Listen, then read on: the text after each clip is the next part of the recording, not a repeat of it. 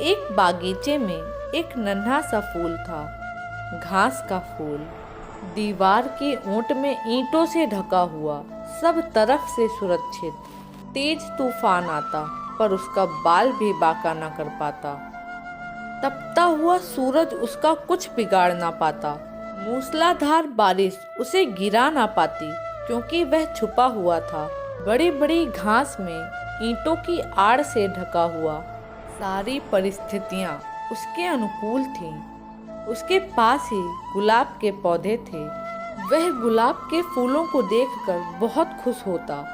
वह खिलना चाहता था उन्हीं की तरह। एक दिन उसने अपने साथी घास के फूलों से कहा, मुझे भी खिलना है गुलाब के फूल की तरह, महकना है इन्हीं की तरह। साथी फूलों ने बहुत समझाया, क्यों झंझट में पड़ रहे हो?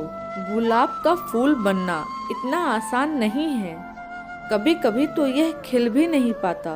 लोग इसकी कली ही तोड़ लेते हैं और बारिश इसकी सारी पंखुड़ियां तक तोड़ देती है, और तूफान तो इसकी जड़ तक हिला देता है। तू बहुत सुरक्षित है। जानता है, हमारे कुछ पूर्वजों ने भी यही गलती की थी, गुलाब का फूल बनने की गलती, पर परिणाम भयंकर हुए। तू जैसा है बिल्कुल सही है, अपनी औकात में रह। इस पर घास के फूल ने कहा, मैं कभी भी सूरज से नहीं मिल पाता, बारिश से संघर्ष नहीं कर पाता, तूफानों से लड़ नहीं पाता। इस पर उसके साथियों ने कहा, तो अच्छा ही तो है, जरूरत क्या है इसकी? हम दीवार की आड़ में आराम से जीते हैं। मगर घास का फूल नहीं माना। उसने भगवान से तपस्या की और वरदान मांगा कि हे भगवान, मुझे गुलाब का फूल बना दे। और अगले ही दिन वह गुलाब का फूल बन गया। और फिर शुरू हुआ उसका संघर्ष। जोर से आंधियां चलने लगी और उसके प्राण का रोंवा रोंवा तक कांप गया। उसकी जड़ें उखड़ने लगीं। जब आंधियां रुकी तो सूरज दिखाई देने लगा। तब सूरज की तपिश बढ़ने लगी, और जब तपिश बढ़ने लगी तो सारे फूल कुम्हलाने लगे। वह गुलाब का फूल भी कुम्हला गया।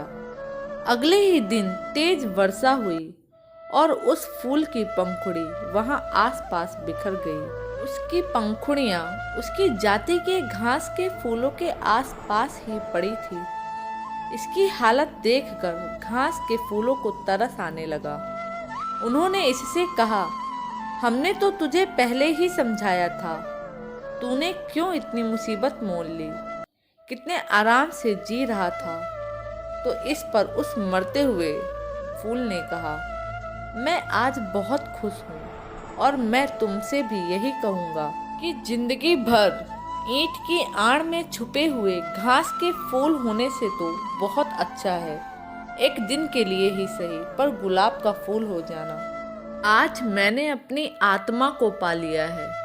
आज मैंने तूफानों से संघर्ष किया है, सूरज से मुलाकात की है, और बारिश से जूझ लिया है। मैं ऐसे ही नहीं मर रहा हूँ, मैं जी कर मर रहा हूँ, और तुम मरे मरे से जी रहे हो। दोस्तों, ऐसा जीना भी क्या जीना जिसमें आप जोखिम उठाने से डरते हो। यह सच है कि कश्तियाँ किनारे पर सबसे ज़्यादा महफूज होती हैं, पर कश्तियाँ किनारे पर खड़े होने के लिए नहीं बनाई जाती।